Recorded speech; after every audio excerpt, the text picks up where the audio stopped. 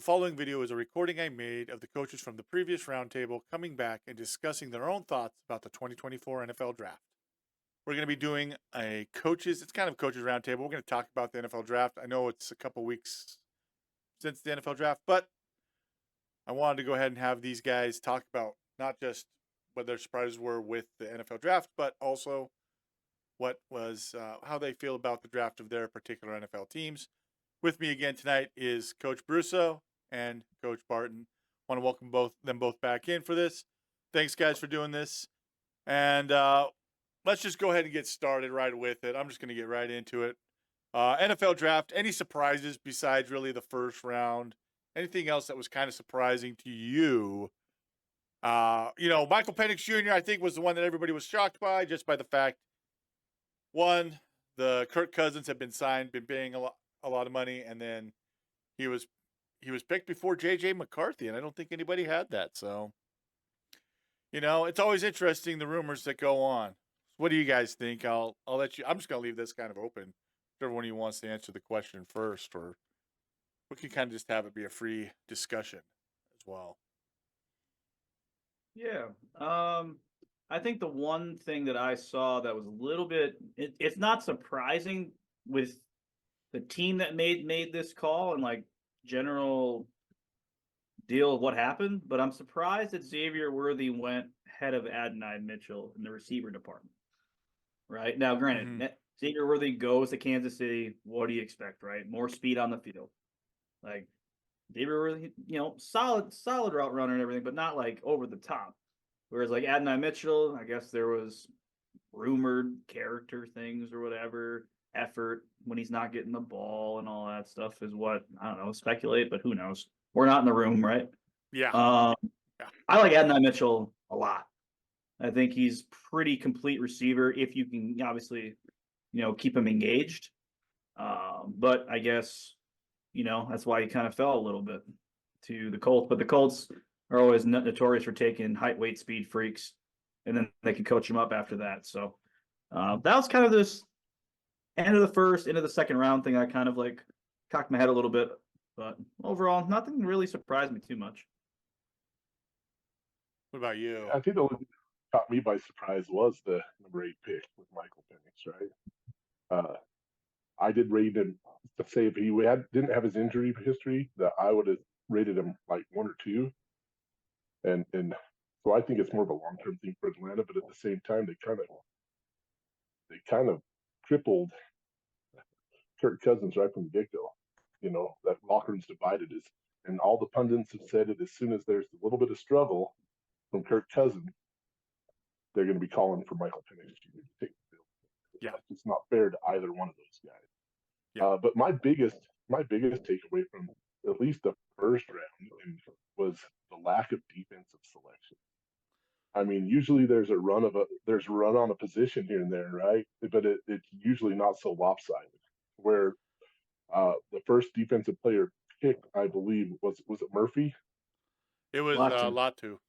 It was Latu. 15. 15, but then after that, it was quite a ways until you had another defensive player pick. And then the corners, especially the corners, usually a very high position group, and especially with the talent that was there, it just was interesting to see how that played out. I think I'd heard that a lot of people felt this wasn't a very strong secondary class of secondary players. So what you had is it was Latu who was the first defensive player taken at the 15 by the Colts, and then Byron Murphy was taken right after, then Dallas Turner, and then your favorite project, Amarius Mims, Tad, was the offensive tackle taken. I said thank you when they pulled him off. Yeah, not a big fan, not wanting the Steelers to pick it up. I have nothing against the guy, but 6 starts and playing in 8 games, and somehow he's supposed to be day one ready as a starting tackle in the NFL. I just don't see it. Yeah, I don't know. I don't know enough. This is always part of the problem, right, with these drafts. That's why we're not doing a grade their draft. How'd their draft go? Because you don't know for 5 years. It's like I see all these guys who are like, oh, this was a great draft. that's a C, that's a B. I'm like, guys, you don't know what the draft is going to be. We had 6 quarterbacks taken in the first 12 picks. Not all 6 of those guys are going to hit. You're just hoping that it's your guy that's the one that hits and not everybody else. But this is the same thing that happens with all these. And I know there's someone who's a recruiting thing is gonna be all mad. How dare you speak poorly? You know, they rank the classes. How many times have we seen players that get to a school? Now, usually it does work out, but I mean, you're still projecting when you're recruiting high school kids. Even it's always projection. So, yeah, I think they just saw big size and they were like, "Oh, we really like what he could do. How does he project things like that?" It's just really interesting. What I think was interesting to me is, I think it was 22 offensive players taken in the first round, and Yep. 10 of those were offensive line. So 8 offensive tackles, and I think 2 centers, if I remember correctly, or maybe it's just 1 center. And maybe I'm mistaken. Maybe it's 8 offensive line. Nope. Okay, it's No centers were picked in the first round. no 1 center. Graham Barton was picked in the first round. That's No, what he's they project He's him a, to. he's Yeah, a swing, project- swing tackle. He'll be a Yeah, but you've got just. I mean, that just when people go, oh, my kid doesn't want to play offensive line. You could do a lot of good as a good offensive lineman because you always need offensive line. Yep. I think do- saw. I was just it, there thought, was 7 DBs or something like that taken in the draft. yeah, It's like even though they didn't go early, they went often after about pick 20. yeah, there was a lot of receivers in this draft, and that's just a natural course of all college football.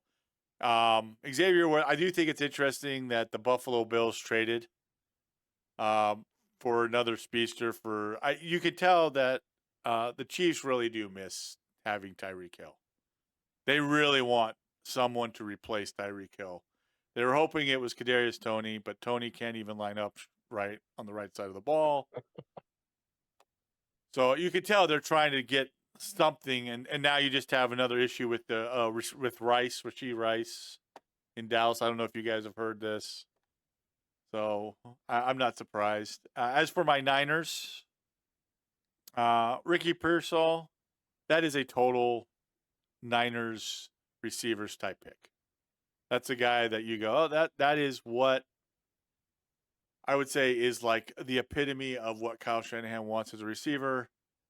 I wasn't like super excited just because I'm like, I still, and we can talk about later. Later the Niners get a faster receiver, but I just feel like we need. You can see in the Super Bowl, we need someone to threaten. We need someone to threaten the defense deep. In the Super Bowl, the Chiefs just started manning up and walking everybody down, and that's when the offense struggled. And I love what Kyle Shanahan does, but I feel like that's the one missing piece is somebody who the defensive coaches go, we got to be careful of this guy. He gets deep. It's a problem for us. And I'm hoping that we have finally got one of those guys, the receiver from Arizona, Cowing. I'm hoping that's our take off the top guy. So, but Ricky Pearsall, if he can do the stuff that Kyle wants, he's going to be a nice addition. I thought maybe it was kind of a reach, but I can understand them thinking he's not gonna be there in the second round when he gets to us. So let's take him right now. So nothing wrong with that. Offensive line, third round, Dominic from Kansas. That's probably the guy to replace on the right side of the line where we do need that help.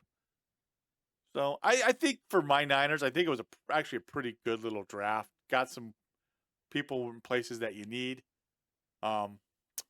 Hopefully Renardo Green can be that corner. I do think it's going to be with our defense, with the new defensive coordinator. We're not going to have our DBs in, the overtime lining up 13 yards off the ball while we run zero high pressure so that Patrick Mahomes, who throws the ball really quick, gets 8 yards on a 2nd and 13, but, or where we have to have our head coach call a timeout because we keep lining up, bringing zero high pressure, but our corners are lined up 15 yards away from the receivers. Okay.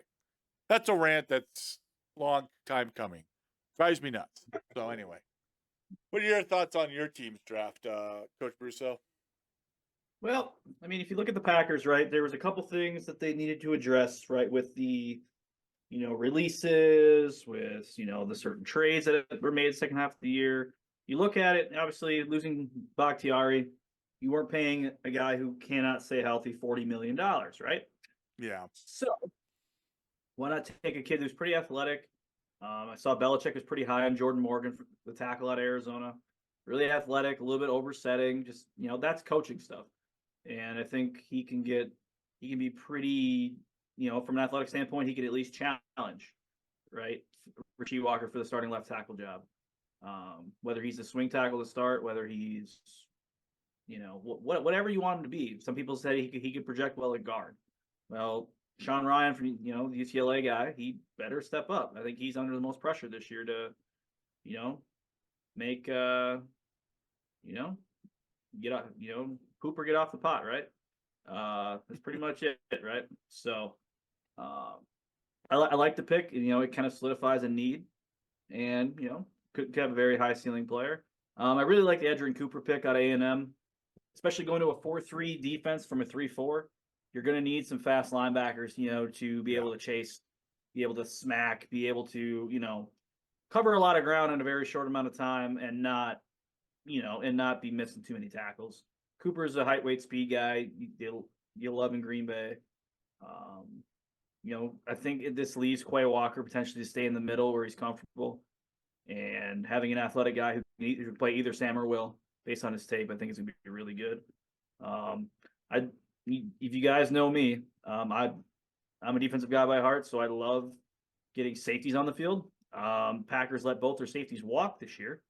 In free agency, they let Savage walk, they let Rudy Ford walk, and they also let Jonathan Owens walk too. So all three of them, kick the can. But getting Bullard, really good, solid player from Georgia. You like seeing that. You get Williams, the safety out of Oregon. You get Oladapo, the safety out of Oregon State. Right. I think all those guys have some sort of skills. They can tackle well. They can fly. I really like all that. Marshawn Lloyd. Hey, you look at that Jacobs contract. It's a 4-year, $48 million on paper, but it's really only a 1 for 12 if you look at the guaranteed money. So people was pretty high on Lloyd, I guess. So it'd be really cool to see that. Got some offensive line help late. I've said like the one quarterback I like besides like the top 6 guys was Michael Pratt out of Tulane, and he got him in the 7th round. I mean, he can push Sean, Clifford for the backup job, and not at worst, he'll probably end himself up in the practice squad or find himself in a backup role with another team this year. And then Kaylee King, like, he had a terrible 2023 on film. Like, it was terrible. Just, I don't know what happened. He fell off a cliff. The 2022 tape, like, he played really well. So, it's 7th round. Guy didn't test well. Might as well take a shot and see if you can coach him up. And I like that a lot. I think the Packers did it a lot. I was concerned that they didn't take a corner until really late. But with the talent that Kalen King has, and just maybe you can take a chance you can outcoach him, or you can coach him out of his bad habits, you might have a feasible, nickel or dime corner there. Yeah, just real quick, Evan Williams loves to come down and smack people.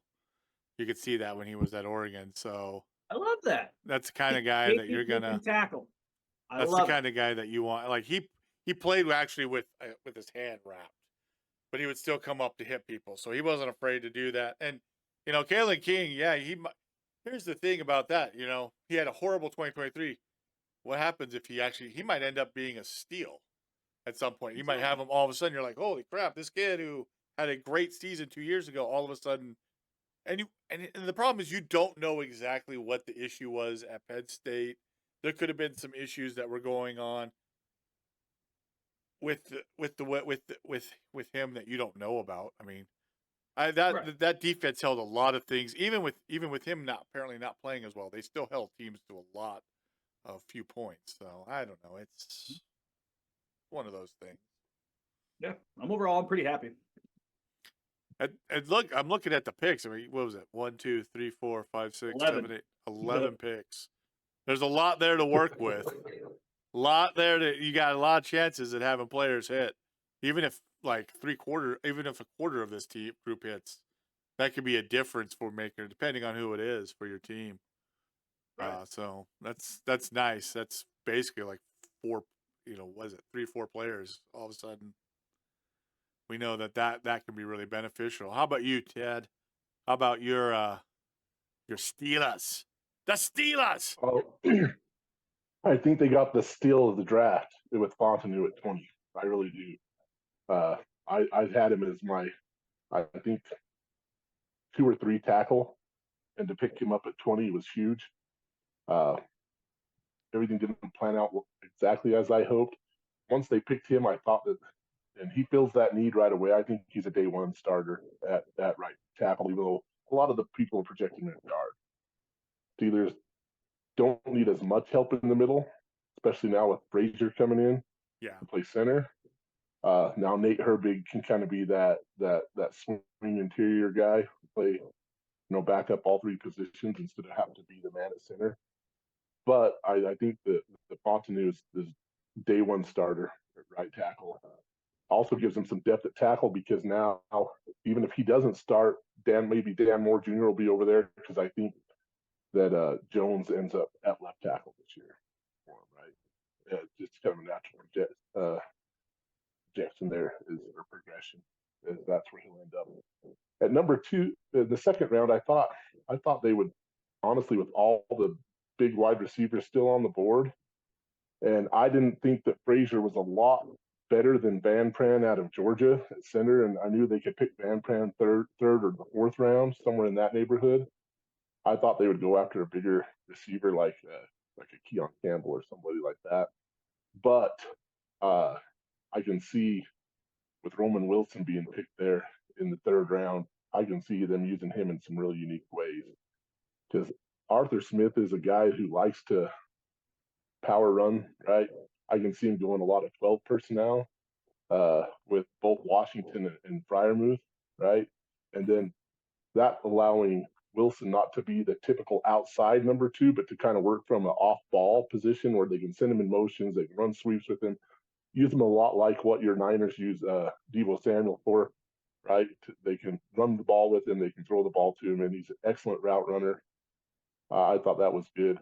I'm not gonna Oh, go too much deeper because I was a super casual this year. I didn't watch beyond really the 3rd round. So I didn't watch too much either. I had stuff to do on Saturday. Though I did hear that story, and I'll get you guys' thoughts about it. About Spencer Rattler. The thing about Roman Wilson, that is like a typical Steelers pick, a tough guy. That's like the epitome of Steelers. smart When and you tough. think, yeah, you think of a wide receiver, that's a guy who's like he's played in a system where he knows he's gonna have to run block, right? And he knows he's got to run block, and he's gonna get passes. And every time I watched him with J.J. McCarthy, he was snagging the ball. If the ball was behind him, he was the one making J.J. look good. So it'll be interesting to see what happens with J.J. there with the Vikings. But yeah, and did you guys hear that story about Spencer Rattler on I Saturday? Oh my god, on the Saturday part of the draft from Ian Rappaport. That is. Well, I was talking to my nephew, my one nephew, because when that came out on Netflix, he was huge into QB1, right? He always watched it. So I was watching it with him. I said, this kid's kind of a tool, right? And I said, somewhere this is going to come back, and my nephew can vouch for me on this. But I said, somewhere in the future, this is going to come back and bite him in the butt. Yeah. It's just the way his attitude was. And is he the same kid? Probably not. Probably not at all. We all mature and grow up when we're in high school. I'm glad we didn't have cell phones and cameras and everything like that everywhere. Otherwise, we'd all probably been labeled somewhat towards that Spencer Rattler label, right? And things that we didn't want people to know about, they'd know about. And that's what these kids will have to realize is that they're under a microscope, especially if they are a big time recruit coming out of college or a big time NFL prospect. They have to realize that there's always going to be somebody with a camera watching what they do. Yeah, it's unfortunate for him. I think what happened to Oklahoma was also a humbling experience because remember, he did get benched for Caleb Williams. He got benched for him, and so that's a humbling experience. Now you're transferring. People at Oklahoma are like, get out of here. We don't want you anymore.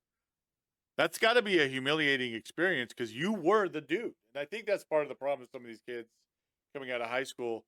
But I also was like, that's why I also said this is like a great lesson for anybody who's young. Like, hey, it is dangerous. So I don't know, Coach Brusso, any thoughts from you on it?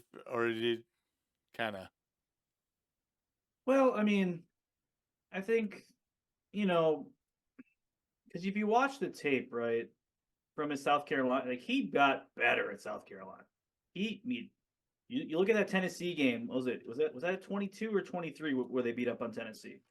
Put up what 63 20 points or That was on 22. That was the year that Tennessee was like supposed to be going, and then we had the injuries. And you just saw him shred apart an SEC defense, and I mean destroy an SEC defense.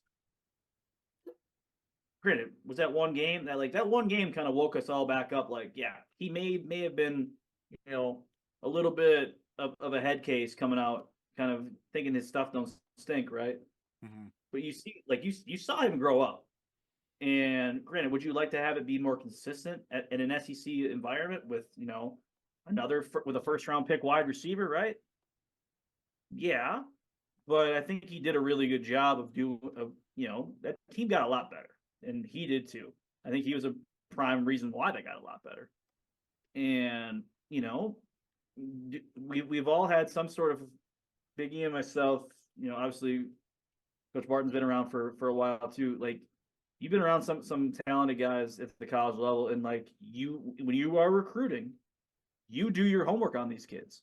And it probably does not help that he had, the Netflix cameras in his thing, right? And for right or for wrong, people are going to take that into account. Even if it was so long ago, during those interviews at the draft or, at the combine. I'm glad he threw because he probably saved himself a little bit from that.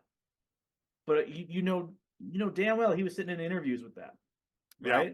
They were roasting him about it, right? And maybe he didn't handle it that well. Who knows? Right? But it's going to be a part of the evaluation, whether you like it or not. Yeah. It's an unfortunate part, right? Like you're like, well, it was in high school and things like that, but it's why we say, the first impressions do matter, And the problem is, I guess I would say it's not even the first impressions. It's just, it was like it was like a season, right? So it's like consistently, like it's very interesting that it even got all the way to the NFL where these guys in the NFL are like, this is really, we can't stop thinking about this. You're just going, holy crap. But here's the thing. I think he landed in a really good spot for him.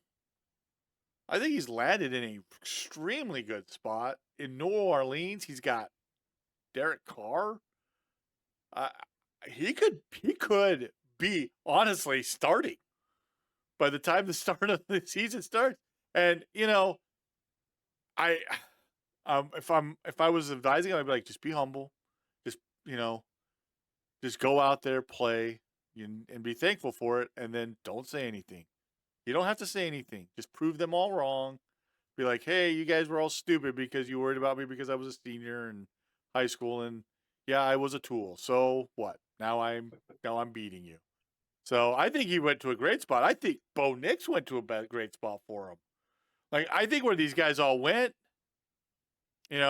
realistically, the one that I feel worst for is probably Jaden Daniels. He went to Washington, and I'm hoping the Washington Commanders can take care of him. Of these quarterbacks, the bigger name quarterbacks. But yeah, no, I think Spencer Rattler's in a great spot for himself. Yeah, it sucks that he went to the 5th round. That's humiliating that this comment is made during the draft coverage, but you're in a really good spot as a quarterback now. You can just go to work. Pressure's off of him, actually. Absolutely. Work in the shadows. Well, and the Saints did a good job of addressing some other needs beforehand, right? They addressed some of their old line needs. He's got weapons there, right? I'm pretty sure isn't Thomas is still there, right? They traded him. I don't know if Thomas is there anymore. I thought he was still there. I know he was on the trade block or was a free agent. I can't remember which, but he's still got Alvin Kamara. He's got some good weapons there. Yeah. So I think it's a great position for him. And again, how much truth is in that? There's probably a kernel of truth that Netflix series tainted him. You also got to think this, but it's not a sexy story, so the media is going to ignore it. 6 quarterbacks were picked in the top 12 picks of the draft. Teams that needed a quarterback had their quarterback before pick 13. And so that's another thing. It's not like a bunch of other quarterbacks really came off the board in front of him once those 6 were gone. But that's, like I said, not a sexy story. So yeah, you're right. It's not sexy, and it is unfortunate that that's how it came out. Now I'm looking at the roster of the Saints. He's got Chris Olave there. Chris Olave's there. Cedric Wilson Jr. is a 7-year, but Chris Olave, journeyman. yeah, It's going to be a guy, but not the guy. Yeah, but you've got Chris Olave who's there. You still have, like you said, where is he at? Is Kamara there still there? Yeah. Is he? Thought he was. Got my boy Taysom Hill. Hey, just get him into the range. They got Nathan Peterman, so now that's the real challenge. I'm like looking at the quarterback. There's Kellen Mond, Jacob Hayner, and you got Taysom Hill and Nathan Peterman. That's a lot of quarterbacks. Well, Taysom's not a quarterback. No. He's a tight end. He's like an H-back tight end who throws the ball once in a while. But he's a good Swiss Army knife. Well, Taysom also has the second highest cap hit on the Saints roster right now. Yes, you tell me. I mean, they got they're good. They're in good shape. Yeah, it's going to be an interesting. But I still think by the start of the season, he could be the starter. If you really look at it, if he goes in there and dominates, because the other guys, Jacob Hayner, Taysom Hill, Kellen Mond, and Nathan Peterman. If Nathan Peterman ever starts again in the NFL, I'd be shocked. You'd have to be really down. Like we don't have anybody. But yeah. So I think that's a great spot for him. So it would be interesting to see what happens. They got the lineman from Oregon State, Fuaga. So that really did address it. Yeah, it's just crazy how many offensive linemen went in the first round. I'm like, holy cow, this is offensive lineman. Gotta love it if you're an offensive line coach. You're like, yes. Kids, I want offensive. Did you see the draft? We got guys.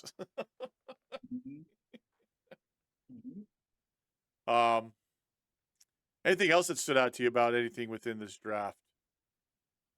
Besides, I don't know if there's anything else. Let's talk about the Colts for a second here, for Tyler, who's not here. They got Mitchell, so that's going to really help out. If they can keep Anthony Richardson healthy, they're going to be in a good spot. They brought in some safeties and some cornerbacks. Their offensive line is still pretty good, isn't it? As far as I know. Yeah. Got a local kid from right down the road from me, living in Green Bay. Bortolini's from about half hour east of here. Nice. So he's a really athletic guy interior. He could play center. He could play guard. He's done them both. I think he's even played some tackle reps too. So could be a really good backup as this offensive line for Indy. Ages a little bit. Ryan Kelly's not a spring chicken anymore. Mm-hmm. Yeah, I think they had a pretty good draft as well with what they were trying to get done. You got Mitchell as a receiver. You got the kid out of Oregon State, Gould, who was a pretty good little receiver. Who's a pretty good receiver out of Oregon State as well. So, like I said, we're not gonna grade on the CBA or whatever that people do. Just because you're never gonna know. So, that's our thoughts on the NFL draft. What do you got, Tad? I was just going to say, going off of that, not grading them, it's just like, a preseason prediction. You have all these teams that are paper champions, right?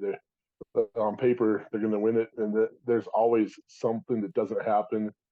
and that's kind of the same way with these draft picks, right? They're good. They're in the NFL for a reason. The worst guy is still better than the best guy at any lower level, usually, right? Unless it's somebody that's coming up and going to be a first round pick or something like that, generally. But it's just too hard to say, and a lot of stuff can happen. Football's kind of a cruel mistress. You're one injury away from your whole projection changing. You're one bad situation away from having a horrible start that can doom guys' careers, or you get to the right spot, right? And you're that Spencer Rattler type guy who was kind of looked over, passed over, and you fall somewhere, and let's say that 5 years from now he's doing amazing, right? We just never know, and only time will tell. So. Well, watch this. He is the one quarterback out of this entire draft class that's like a consistent starter in 5 years. And we're like, he went to the 5th round all because of a TV show? I don't know if that's because of a TV show. But yeah, no, I thought it was interesting that Drake May went to New England. I wish him luck. They did get a kid that I thought was actually kind of a good receiver out of Washington, Polk. That should probably help him out, having at least a receiver, because Bill never liked drafting receivers really, But it'll be interesting. I think it'll be an interesting year. And the thing about you're one injury away from your season being derailed, just look at the New York Jets. All it took was 4 plays, and all of a sudden their entire season changed on a dime. On a dime! Or should I say Achilles? Just like that. Bang! So, yeah. With that team, though, it was either 4th play Achilles or get beat up for 5 weeks and then take yourself out because You already know my own feelings about that entire offense. Unless Aaron Rodgers was calling all the plays and doing all the game planning himself, it wouldn't have made a lot of difference if he stayed on the field. No, that's what people don't understand is people want to be like, and look, the kid did not help himself out at his time in New York. But that offense was about as inept as it came. I don't even know what half the time what I was watching, what they were trying to do.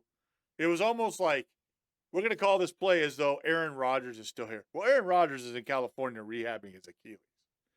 Come on, guys. Like, come on. It was the most insane stuff I've ever watched in my life. So predictable. It was. Oh, hey, look. I don't know if you ever saw that, Coach Bruce. So I did a stream where we watched. There was one against. It was like the first time they played the Patriots last season. They didn't call play action boot. It was an ugly game, but you would watch. They'd run play and they'd run outside zone, and the defensive ends on the backside did not even stay home. They just chased because they didn't fear any call play action boot. There was like a time where they wouldn't let Zach Wilson throw the backside bubble screen on like any RPO. And so the defense doesn't even respect it. At the snap, they're chasing the run. Mm-hmm. And if he throws it, it's like a touchdown. It was just like, I was like, this offense sucks. I'm pissed watching this. Right. Well, wasn't it out of all the same formation too? The same formation it was same formation, outside zone to the right. It wasn't even like directional. It's going to the right. That's how predictable it was, and dudes were just teeing off on everybody, and everyone, oh, Zach Wilson sucks. Well, he might, yes. But nobody's going to look good running that. It was consistently bunch receivers away from the tight end, was outside zone with the backside bubble screen. I saw nothing else out of it. Later in the season, a different game, same thing, and I'm like, dude, you got to have a different play out of this freaking formation, don't you? You got to have one other form play, because anytime I see it, I'm going to tell you right now, any DC's like, hey, it's a bunch away from attached tight end on the opposite of. They ain't going. It's either bubble screen or run outside zone. That's it. It's one play, and you're like, God dang. So, Yeah. Well, Wasn't we'll about see. 4 or 5 weeks. Wasn't it about 4 or 5 weeks later they hit the bubble screen and it went huge? Well, they did it later in the game. They do it later in the game. They find they're so far down and they're trying to hurry. They're like, just do it. Okay, he does it. It's like a 30-yard gain, and you're like, maybe that would help with your run game too. It's just stupid stuff. Like nothing to help a quarterback out at all. So yeah, but that's why I say Bo Nix is probably in a great spot because he's got Sean. Here's the thing that will make me laugh. What if Sean Payton rehabs Zach Wilson into a competent NFL quarterback? Then that makes him look. Then everything he said about the prior guy looks so much more perfect. Like this guy doesn't know what he's doing. Why is he in the NFL? Makes Hackett look even worse. You're just like, oh my god. Not saying that's going to happen, but I will say this about that situation as far as Zach Wilson is concerned is Sean Payton's style of offense, getting guys outside, throwing a little bit on the run, getting the ball out quick, that sort of thing, and then ad-libbing type stuff, the stuff that Bo Nix kind of thrived on this year, is also stuff that Zach Wilson has done since he was at Corner Canyon here in Utah as a high school player. That's more his game than the offense we saw him running, the offenses we saw him running in New York. So, will it happen? I'm not going to hold my breath, but if it's going to, I think he's in the best situation for it to happen. yeah. Well, it'll be interesting to see Jordan Love. Another coming back. The NFC North is going to be a battle, man. I'm just going to tell you right now, that is the NFC West used to be it, but now I'm like looking at the NFC North and I'm like, oh, You got a lot of talented young football teams, man. geez. I mean, And you ugh, they're young. They're way young, all of them. yeah, Packers were the youngest team at least on offense in the league last year. Maybe I think they were the youngest overall. I and think was 23 was the average starting age, they or were was it 22? a drive away from being in the NFC Championship game. It's like, can you protect? I mean, Jordan Love got protected for the most part last year. Can the receiving core take a step up? Like, can Christian Watson and Eric Stokes stay healthy? Yeah. Because they've had hamstring issues since they came into the league. It's like, come on, man. Apparently, they got looked at by a specialist, and I guess they have a plan going forward. But man, you look at like the rise and you look at the fall of like somebody like Julio Jones, right? Ever since Julio popped that hamstring, was it 6-7 years ago? Never was the same player. Yeah. In spurts, he can. They always flares up. I tore my hamstring in college, and it still doesn't feel right. And that was 10 years ago. Yeah, the hamstring is one of the worst injuries just because it can just be so nagging for so long. It's always what it seems like, right? Person has a hamstring injury, you're just like, they can never get better after a while. It's one of those things where it's kind of like you hate it, but you almost wish it was something else that was bothering them because at least it can be fixed and Make it a quad. yeah. We can deal with a quad, Yeah. not a hammer. Hammies are kind of like when you think of an ACL tear, you think massive, huge, horrible, but you don't think about that with hamstrings. But hamstrings can be as debilitating and long-term problems as an ACL. Yes. I had a teammate that tore one in college.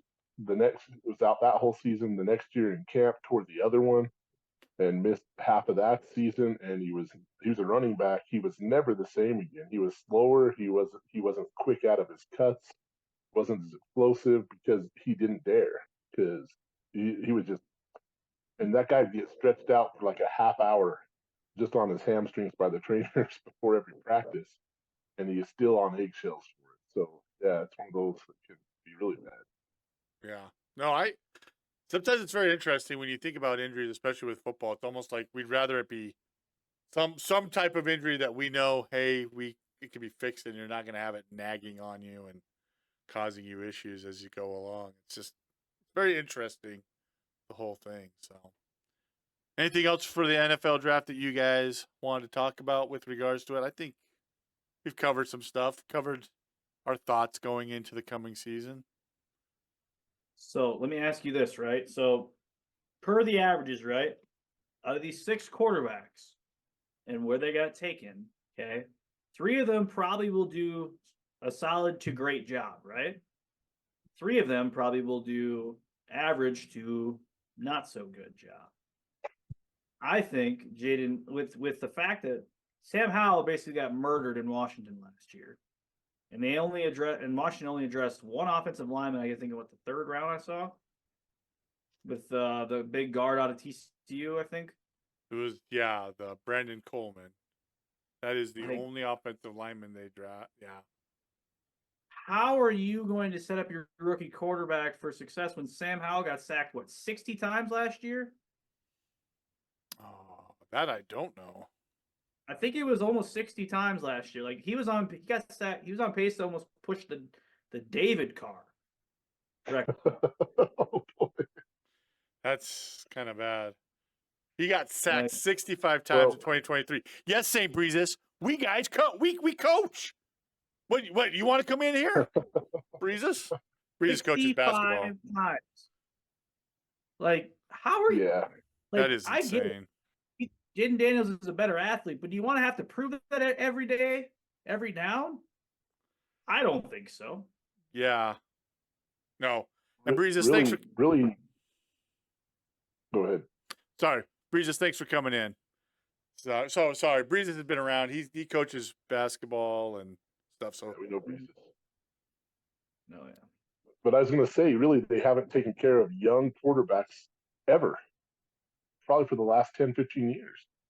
The only stability they had is, if you think back a couple years ago, is when before Alex Smith got hurt, he was doing okay there. But that was a veteran who'd probably figured out how to dodge a lot of people early on there in San Francisco, and you had no line there, right?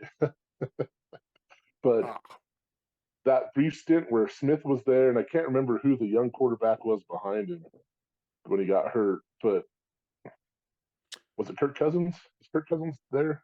Or was that after Alex Smith got hurt and retired? I thought Kirk was there when Alex came back, made his comeback. But anyways, that was average success still with those 2 guys. But you think about RG3, you think about Kirk Cousins, you think about all these young guys they brought in, and they haven't really addressed their O-line, or they're under that kind of old school thought, but they still don't have they don't have the running backs they used to have. It's like they need one receiver. That's all they worry about. They have an average to below average offensive line, and just expect the quarterback to go in there and survive. And can't do that today. no, it was I'm trying to look. There was Colt McCoy who had to Yeah. play after the injury to Alex Smith. They had Josh But Johnson and Mark Sanchez. That's what it was. And I then you thought they had had one. Who was Donovan starting when he McNabb. came back? When he made his comeback, he was starting because it seemed like it was a young guy, and he got hurt, and then he came back and played in those few games. it might have been Colt McCoy. Maybe, I don't know.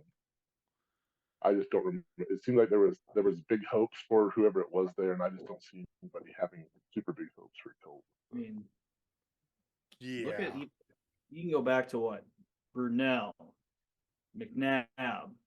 I remember when Patrick Ramsey got drafted there. What happened to that? Like they had a good quarter. Like pretty much, I hate to say it, but like Chicago's had better quarterback play than Washington has for the most part over the last They've been 25. The Bears I- have won Super Bowl appearance. Right. And Jay Cutler was above average at times. As long as he was taking his insulin, right? Properly, not Didn't play the partying. When I look at the Commanders, I wonder how much of it was that jackass of an owner as well. That caused a You know lot what of they those. say, man? Poop runs downhill, right? And that was the ultimate pooper. at the top. That whole organization has problems on and off the field, right? And it'll Yeah. be a long time, I think, before they get them all ironed out. Even after Schneider's been long gone and a bad memory. Well, you're right. And that's the problem is, what was it? Chase Young, when he got traded to the 49ers, one of his first comments was, it's nice to be in an organization that actually wants to win. It's almost like Schneider just saw the Washington team as like a cash cow. All he wanted was, I have this team. I'm getting money because the NFL is making all this money, and that's what I'm getting. And I'm getting all this stuff. And now I just can't imagine being a coach for that guy or being a GM for that guy. Because I'm sure that he is just, he's probably like, oh no, that guy's gonna be too much. And then you had RG3 and then you waste him, right? You gave up all those picks to get RG3 and then you get him hurt. And I guarantee you, Schneider was like, you need to play him in the playoff game where he really hurt himself and never was the same after that. Hold on real quick. Yellow Jacket. Coach Brusso has a helmet from the high school that he coaches on top, and then on the bottom is the Green Bay Packers helmet. One of the chatters is asking about your helmets, Coach. So yes, top helmet, current place I coach at. Bottom helmet is the 1996 Super Bowl team signed helmet. Ooh. So, yeah, one of my most prized possessions. Yeah. So real quick, Yellow Jacket. Coach Brusso is the head coach at Green Bay West High School, and then Tad Barton, who is on the bottom, he is the offensive line coach at San Juan High School in Utah. His team just dominates down there. The opposing teams don't even try. They've told me that the minute they walk out on the field, they just give up. They're like, we didn't even prepare for you guys. We didn't even prepare for you guys. There's going to be one parent. There's going to be one parent from one of the teams we play that's going to watch this. Only one, and them and their buddies are going to jump me at a game now because you said these things. That actually happened at my first school, where one of our coaches was teaching at the local university football coaching, is because he was retired from teaching at the high schools, and he had a guy who was assistant coach at a different program that we played that year, and he said, "Yeah, we didn't even prepare for you guys. We were so bad. We knew we weren't gonna have. We didn't have a chance." I was like, "What? What?" So, yeah, but yeah. So that's who's on this panel right now. We're gonna be doing stuff like this potentially in the future more, with these guys. But yeah, I don't know. Yeah, I don't even know if it's going to be half, to be honest, of the quarterbacks of the 6 of the 12.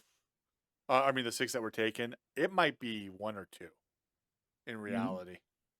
Thought I was being pretty generous with half. I know you were, but I would say 1 or 2. And that's probably being kind of nice there, because I think, what is it? It's very rare with first round quarterbacks. I mean, look at the 2021 group.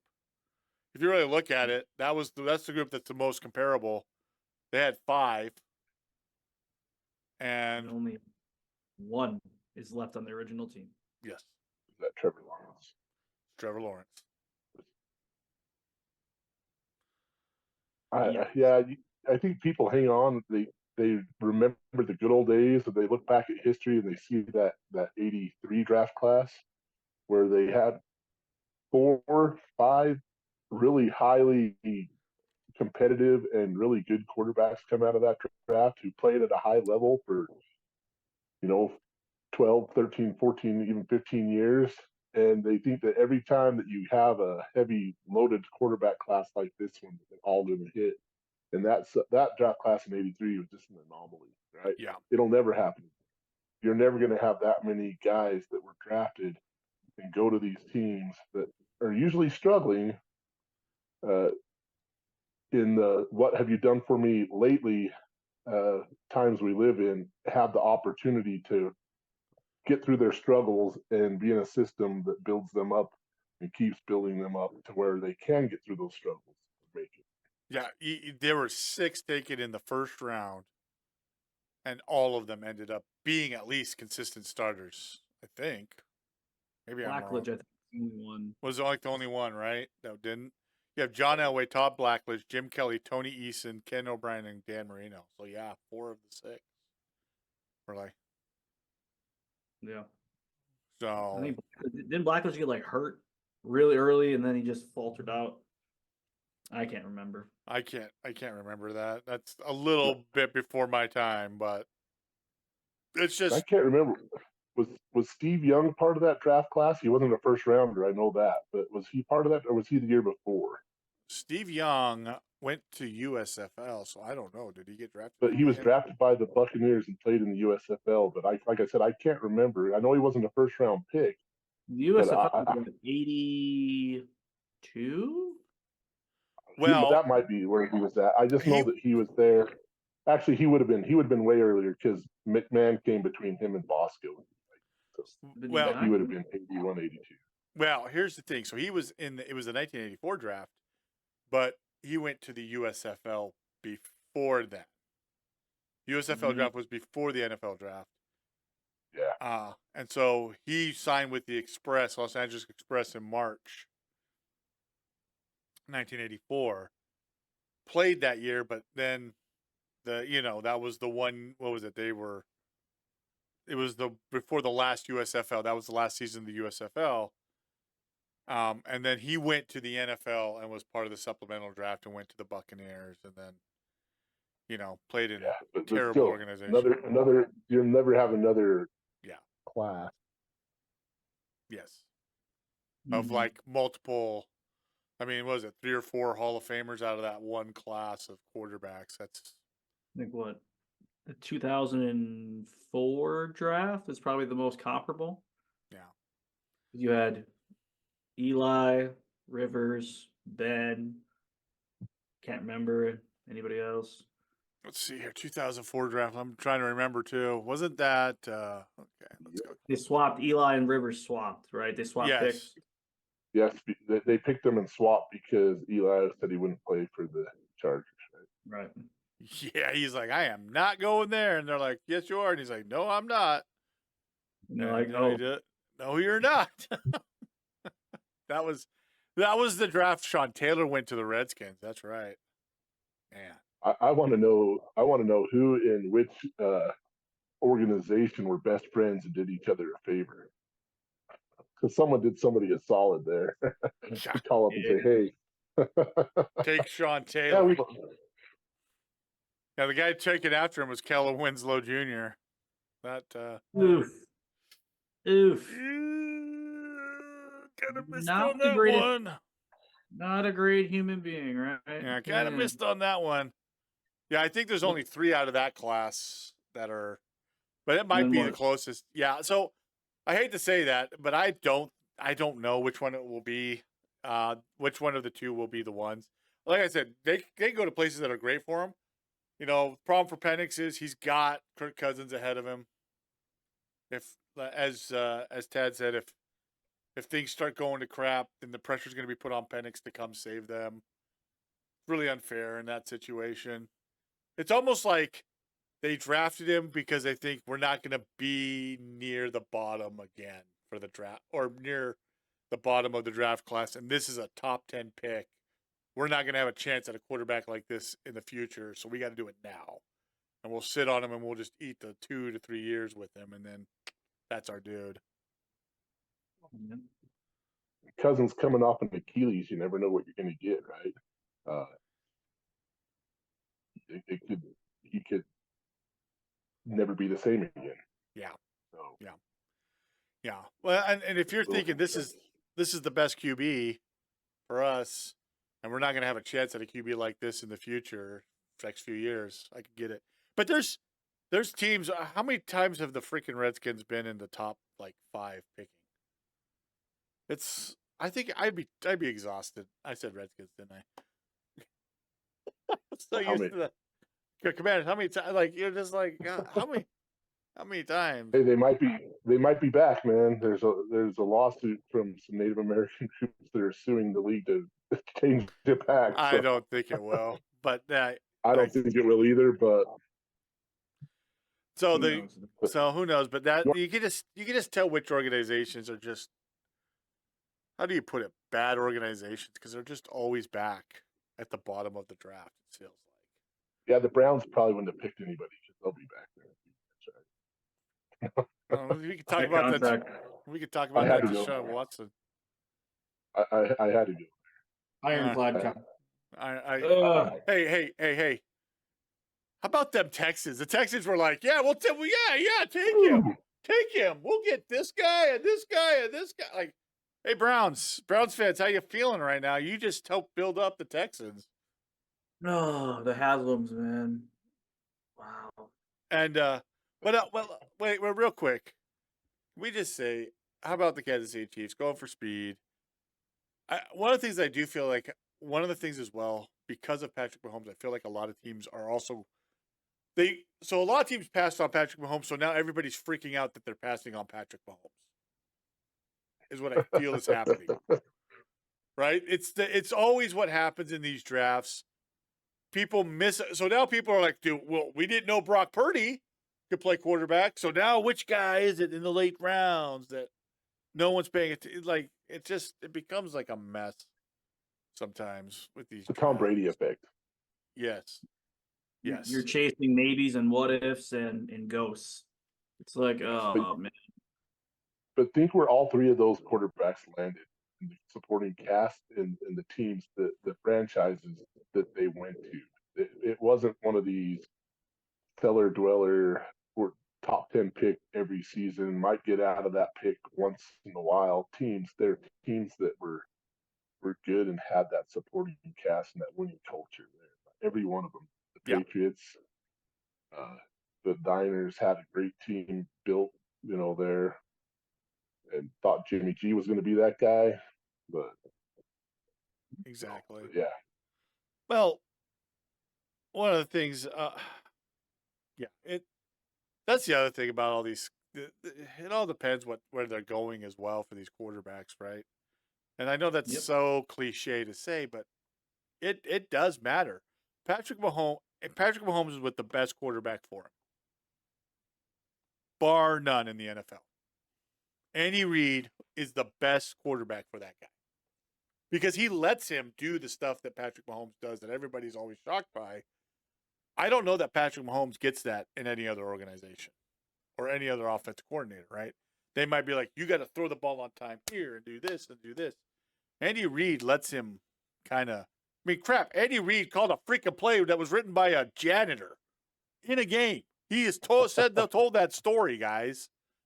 I just think that's the thing there with all that. So I will say though, I would have loved to see the intellect and like the precision detail of Sean Payton with Patrick Mahomes. I think that would have been a really fun matchup, but we'll never know. And in some alternate universe, that happened. Get some alternate Sean Payton probably universe. doesn't leave New Orleans then. New Orleans Saints are like 6-time Super Bowl champions. Everyone's like, what the hell? The stories you just told about Andy Reid is why the Chiefs are successful. His ego and his pride doesn't get in the way of winning volume, right? And he's not, this is my system, this is my offense, I'm going to plug you in, I'm going to pound this square peg into this round hole and it's going to fit, damn it. It's none of that. It's, hey, this is his skill set. This is how we can best use his skill set with the other guys we have, and let's go play ball and have fun. And hey, the janitor handed me this play. It looks pretty good. That is what so other head coach, what other caller is going to be doing that crap? Nobody, because they're too damn proud. That is one of the greatest stories. He's like, oh yeah, I looked at it. It was pretty good. So we called it. We read it that week. It was just like, oh my gosh. Yeah, and you're right. And that is one of the things I would recommend for anybody who's getting into coaching as well is it's hard because your ego is, you don't want to be like, I'm an idiot. I don't want to, but you're trying to show, hey, like I belong here. I am. But sometimes you just got to humble yourself. And you're right. In the NFL, that's always been part of the problem in the NFL. How many quarterbacks have been ruined? Or not just quarterbacks, players in general have been ruined because they've gone to a place where maybe the ego of the coach was more than what the player needed. So, well, it'll be an interesting thing. We'll look back at this draft in 5 years, and hopefully a couple of the quarterbacks are doing good. And we're like, it was worth They it. all are. Yeah. It'd be nice if they Don't think they will, but I hope they all are. Right? If they all are, this will be let's say including Spencer Rattler, 7. Michael Pratt all of a sudden is at a different organization. It could be a great draft for quarterbacks, but you never know, right? You know, Sam Hartman, by the way, went undrafted free agent, didn't he? And he's a guy that could have a very good NFL career. In my opinion. Yeah. You know, when he gets the right opportunity, the right spot. It might not be glamorous, but I can see a Jeff Hostetler type career coming out of Sam Hartman. He's at the Commanders, by the way. He was an undrafted free agent to the Commanders, so. Now then he'll be dead before he hits 25. So he will never make it out of training camp. All right, so I got a question. We're going to transition now. I want to give a shout out to all of our Booster members that are supporting the channel. If you wish to have your name in a video just like this, please make sure to join at the link down below at the Booster member or above. On the next screen, there will be another recommended video. It'll be a breakdown video, most likely. Check it out. See what you think of it. Some of them might be commentary, but most of my videos are breakdowns. We'll see you later, though, and have a good one.